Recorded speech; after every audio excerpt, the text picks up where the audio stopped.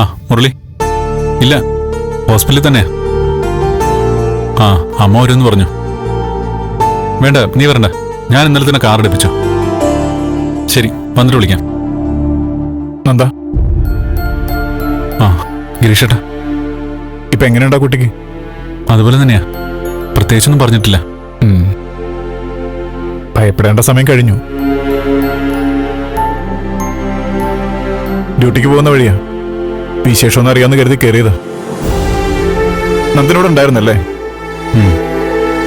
ഇന്നലെ രാത്രി തന്നെ അമ്മ വീട്ടിലേക്ക് പോയി. ഓ, എന്തെങ്കിലും കഴിച്ചായിരുന്നോ? ഇല്ല, സാരമില്ല. അല്ല, പോയി ചായ എന്തെങ്കിലും കുടിച്ച് ഫ്രഷ് ആയിട്ട് വന്നോളൂ. ഞാനിവിടെ നിൽക്കാം. വേണ്ട, കുഴപ്പമില്ല, അമ്മ വരും, ഞാനപ്പോൾ പൊയ്ക്കോളാം. ആ കുട്ടി എന്താ ഇങ്ങനെ ചെയ്തത്? എന്താ കാരണം? അത് പിന്നെ ഇറ്റ്സ് ഓക്കെ, ഞാൻ ജസ്റ്റ് ചോദിച്ചു എന്നേ ഉള്ളൂ. ഇക്കാലത്ത് ആർക്കും കാരണമൊന്നും വേണ്ടല്ലോ. ഈ ജീവനൊന്നൊരു വിലയില്ലല്ലോ. വാസ്തവത്തിൽ ഇന്നലെ ഗിരീഷേട്ട ആ സമയത്ത് ആ വഴി വന്നില്ലായിരുന്നെങ്കിൽ. ഏയ്, ഞാൻ വന്നില്ലായിരുന്നെങ്കിൽ മറ്റൊരാൾ വരും. ജീവിക്കണമെന്ന് വിധി കിടപ്പുണ്ടെങ്കിൽ ആരെങ്കിലും രക്ഷയ്ക്കെത്തും. ഈ ജീവിതം എന്ന് പറയുന്ന ഒരു അത്ഭുതമല്ലേ? അടുത്ത നിമിഷം എന്താ സംഭവിക്കാന്ന് പോലും അറിയാൻ പാടില്ലല്ലോ. അതല്ലേ ജീവിതത്തിന്റെ ഒരു രസം.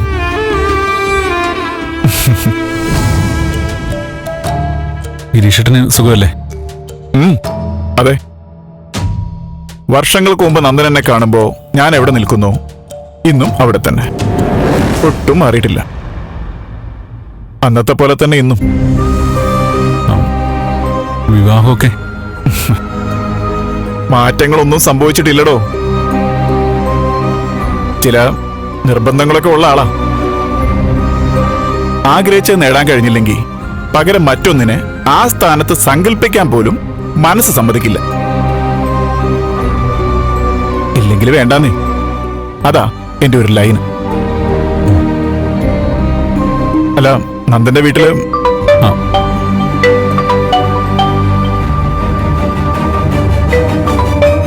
എടുക്ക്, സംസാരിക്ക.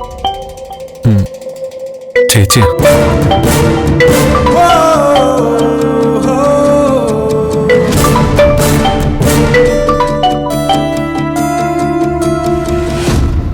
ചേച്ചി എങ്ങനെയുണ്ടടാ? അവിടെയെല്ലാം ഓക്കെ ആണല്ലോ അല്ലേ? ദേവി അടുത്തുണ്ടോ? ഇല്ല, പറഞ്ഞോ. പൂർണ്ണമായിട്ടും ഓക്കെന്ന് പറയാറായിട്ടില്ല ചേച്ചി. മീരയ്ക്ക് ഓർമ്മ വന്നിട്ടില്ല. കാര്യങ്ങൾ എങ്ങോട്ടാ പോകുന്നതെന്ന് ഒരു പിടിയില്ല. നീ വിഷമിക്കാതെ. ദേവിയക്ക് ധൈര്യം കൊടുക്കേണ്ട നീയാ.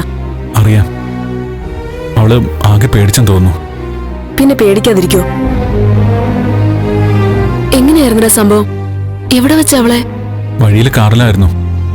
ചോരയൊക്കെ പറഞ്ഞ് ബോധമില്ലാതെ കിടക്കായിരുന്നു. ഈശ്വര, നാട്ടുകാരൊക്കെ അറിഞ്ഞോ? ആരാ ഹോസ്പിറ്റലിൽ എത്തിച്ചേ? അങ്ങനെ ഒരുപാട് പേരൊന്നുമില്ല. അതുവഴി പോയ ഒരാൾക്ക് ഡൗട്ട് തോന്നി. അയാളാ ഹോസ്പിറ്റലിൽ കൊണ്ടുവന്നത്. ഓ, അത് ശരി. അയാൾ അന്വേഷിച്ചു എന്താ കാര്യമെന്നൊക്കെ? ഇല്ല, പിന്നെ പറയാ ചേച്ചി. എന്താ എന്നാ ഞാൻ പൊക്കോട്ടെ.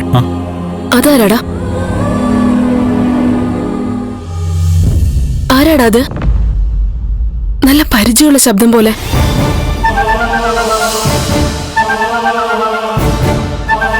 നീ എന്നാ വെച്ചോ, പിന്നെ വിളിച്ചാ മതി.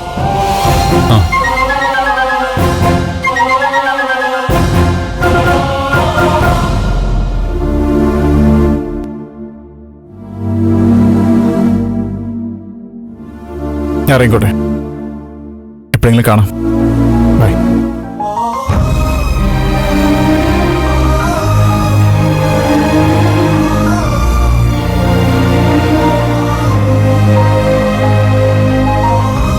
ആഗ്രഹിച്ച് നേടാൻ കഴിഞ്ഞില്ലെങ്കിൽ പകരം മറ്റൊന്നിനെ ആ സ്ഥാനത്ത് സങ്കല്പിക്കാൻ പോലും മനസ്സ് സമ്മതിക്കില്ല.